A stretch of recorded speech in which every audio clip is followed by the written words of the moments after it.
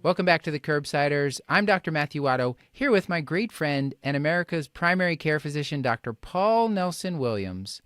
Paul, are you ready to talk about macrocytic anemia? We had a great guest on this, Dr. Rakhi Naik. And Paul, I learned so much from this.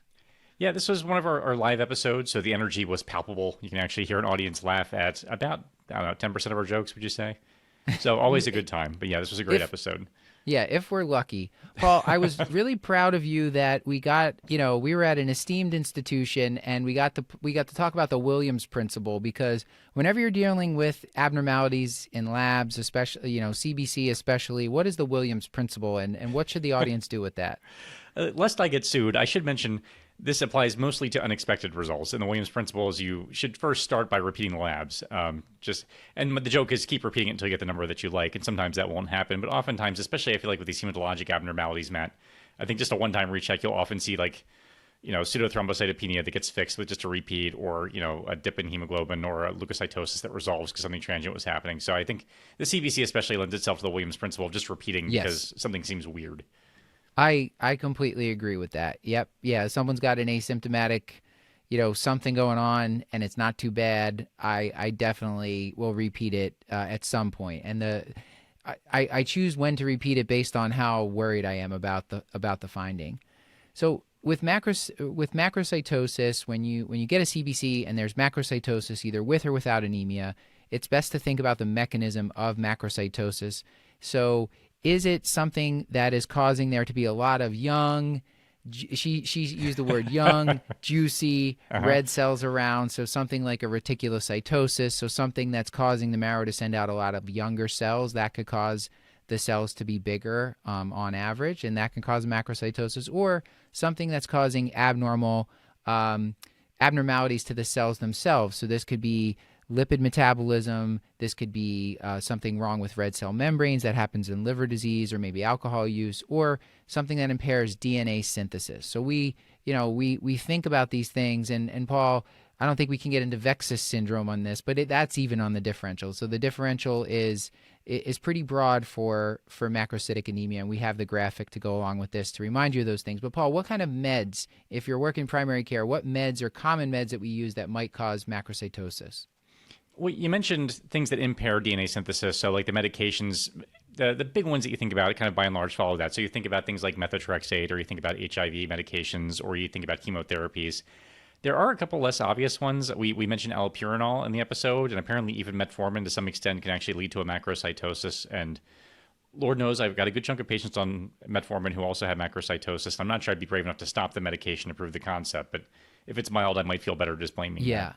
And I think that's from B12 deficiency, because and I think it's when they've been on it chronically for a couple years, they can start to become B12 deficient. So that is like, we'll talk about checking B12.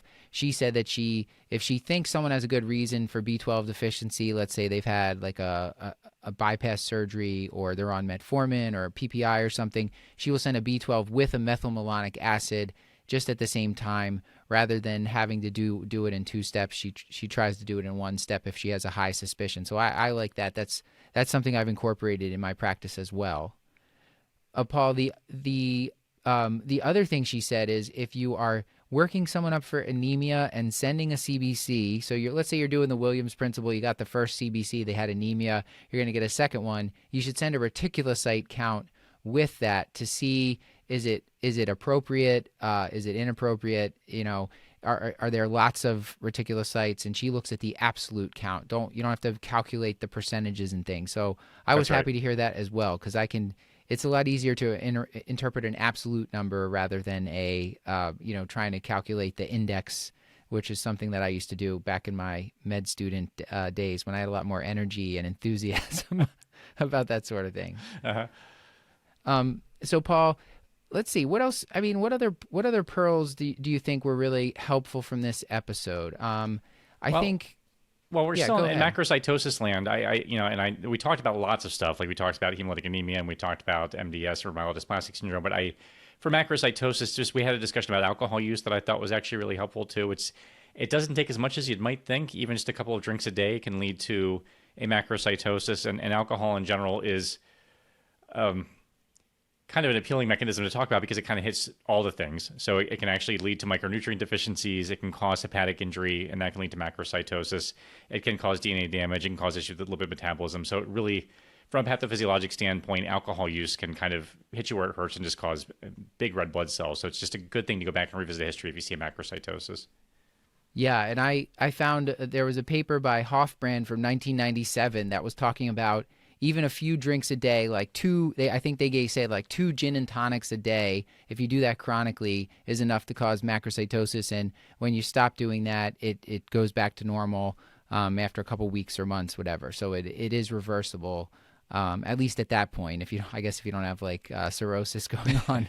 The testing for macrocytosis, working this up, these are lots of tests that we are comfortable with. This is definitely well within our wheelhouse to do the workup for it. I think most people just jump right to, oh, let's check for iron deficiency when people have anemia. But if they have macrocytic anemia, you should do the macrocytosis workup. So that's sending, like we talked about, we're looking at the metabolic panel, look at the kidney and liver function, we're B12, TSH, and then if they have risk for folate or copper deficiency, you can check for those things as well and run the med list. So, these are all things that we can do as take an alcohol use history. These are all things we can do as an internist.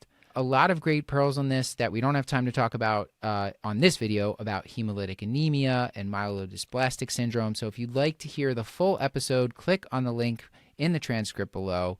And with that, this has been another episode of the Curbsiders, bringing you a little knowledge food for your brain hole. Indeed it has, Matt.